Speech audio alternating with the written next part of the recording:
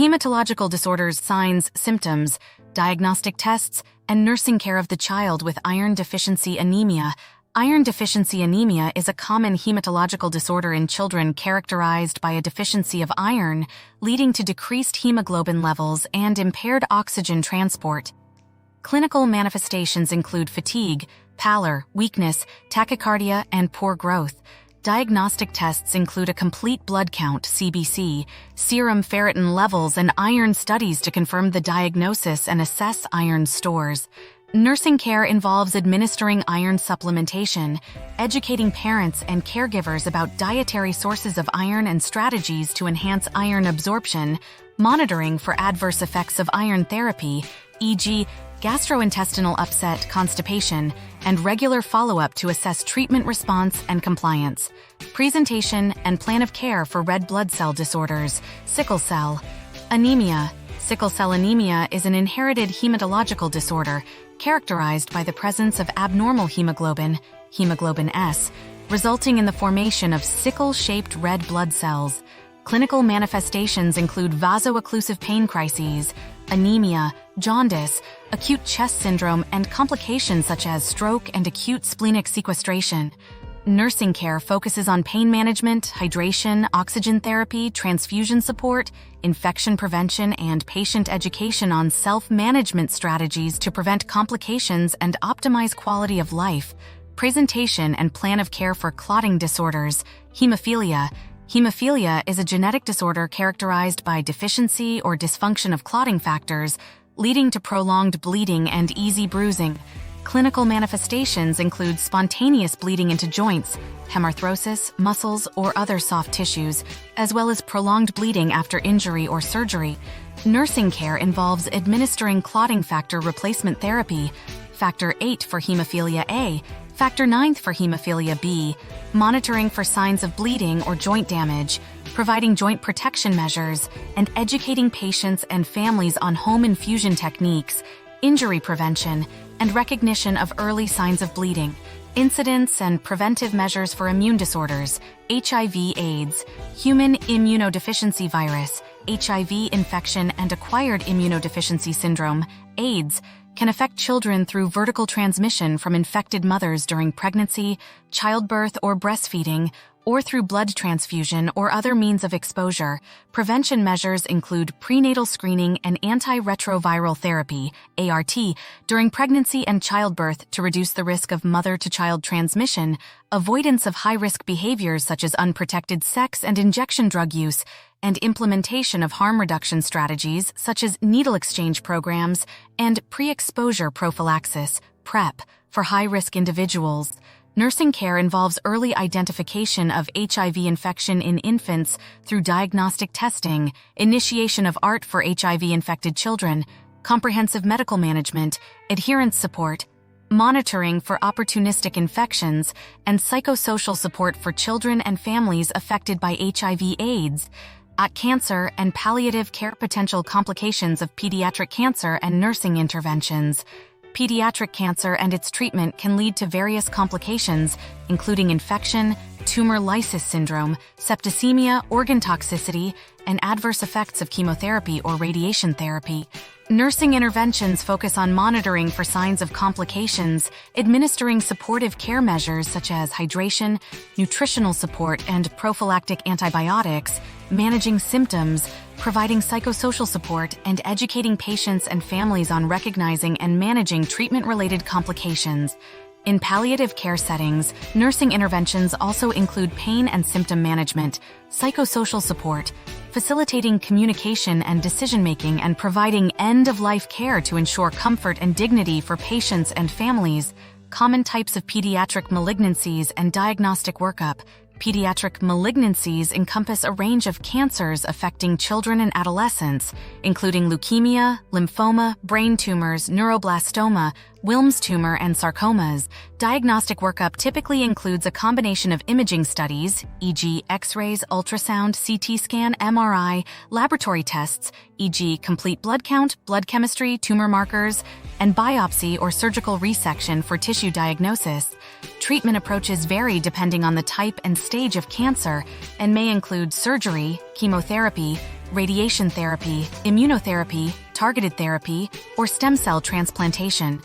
Nursing roles in the diagnostic workup and treatment of pediatric malignancies include patient assessment, coordination of care, administration of chemotherapy and supportive medications, monitoring for treatment-related complications, providing education and support to patients and families, and facilitating multidisciplinary collaboration to optimize patient outcomes.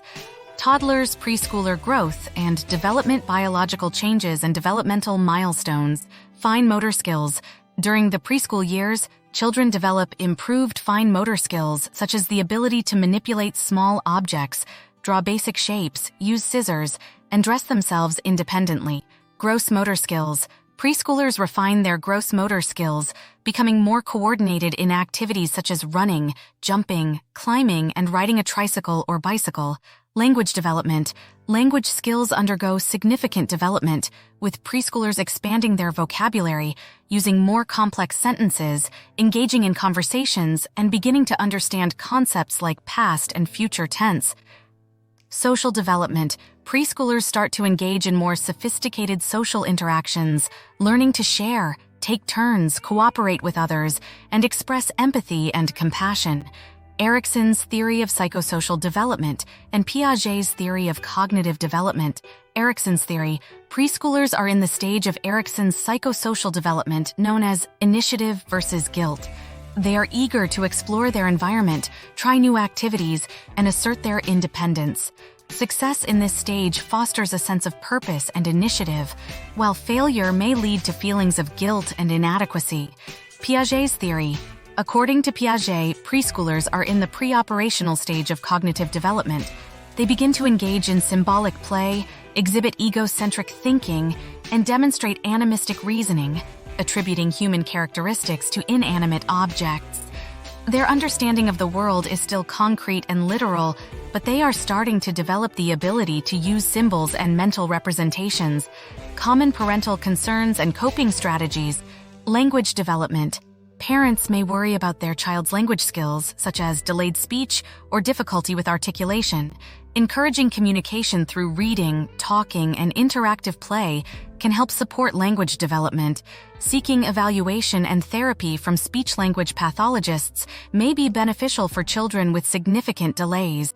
Social skills. Concerns about socialization and peer interactions are common among parents. Encouraging opportunities for socialization through playdates, preschool programs, and organized activities can support children's social development. Modeling positive social behaviors and providing guidance on conflict resolution can also help. Behavioral challenges. Parents may struggle with managing challenging behaviors such as tantrums, defiance, or aggression. Establishing consistent routines, setting clear expectations, using positive reinforcement, and implementing appropriate consequences for behavior can help manage and reduce challenging behaviors. Seeking guidance from pediatricians or behavioral therapists may be necessary for more severe behavioral issues. School readiness. Parents may worry about their child's readiness for school, including academic preparedness and social-emotional skills. Engaging in activities that promote pre-academic skills, e.g., counting, letter recognition, pre-writing activities, and fostering independence in self-care tasks can help prepare children for the transition to school. Providing emotional support and reassurance can also alleviate anxiety about starting school. Common causes of injury and anticipatory guidance for parents. Nutrition. Poor nutrition can contribute to growth and developmental delays, as well as increase the risk of obesity and related health problems. Parents should provide a balanced diet rich in fruits, vegetables, whole grains, lean proteins, and dairy products. Limiting sugary snacks and beverages and encouraging regular mealtimes can promote healthy eating habits. Sleep. Inadequate sleep can impair cognitive function, mood regulation, and overall well-being in preschoolers. Establishing a consistent bedtime routine, creating a conducive sleep environment, and ensuring sufficient sleep duration, 10-13 hours per night, can support healthy sleep habits. Addressing sleep disturbances or disorders promptly is important for children's health and development. Safety. Accidental injuries such as falls, burns, drowning, and poisoning are significant concerns during the preschool years. Parents should child-proof their home environment, supervise children closely during activities, teach safety rules, e.g., road safety, water safety, and model safe behaviors. Educating parents about potential hazards and providing guidance on injury prevention strategies can help reduce the risk of accidents and injuries. School-age adolescent growth and development, biological changes and developmental milestones. School-age years, 6 to 12 years old. During the school-age years, children experience steady growth and development. Physical changes include continued growth in height and weight, as well as the development of primary and secondary sexual characteristics in preparation for puberty. Cognitive abilities expand with improvements in language, reasoning, problem-solving, and academic skills. Socially, children develop more complex relationships with peers, begin to understand social norms and rules, and demonstrate increased independence from caregivers. Adolescent years, 13 to 18 years old. Puberty.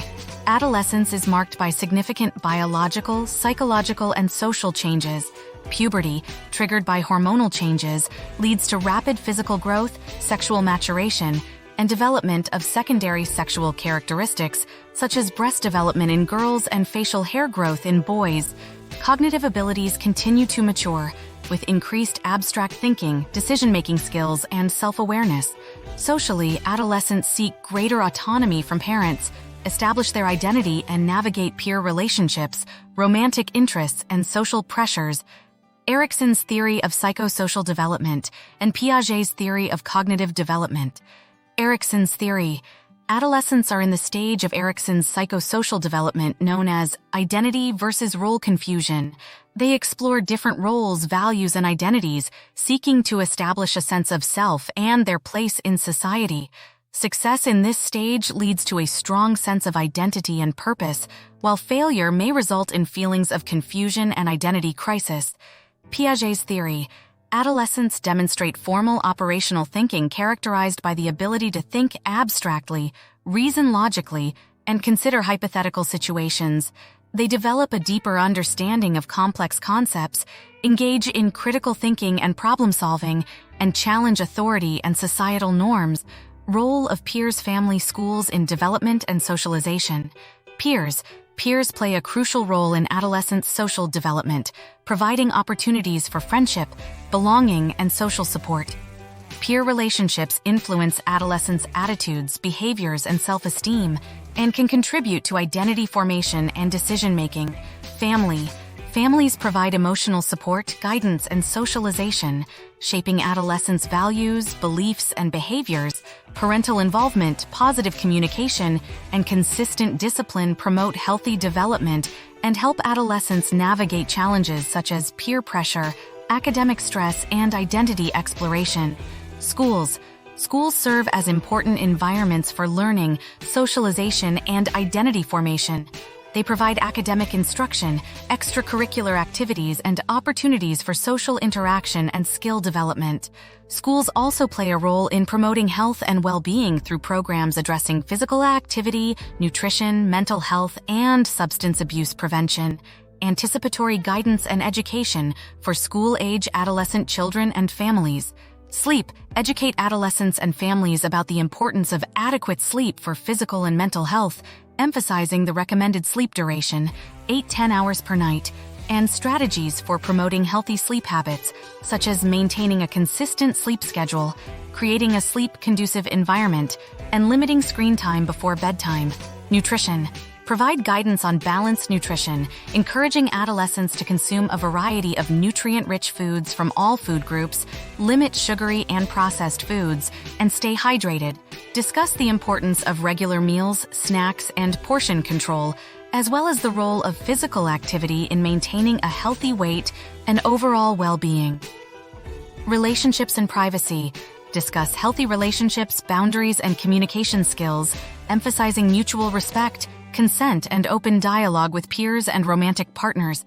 Respect adolescents' need for privacy and autonomy while encouraging open communication and parental involvement in important decisions and challenges. Safety.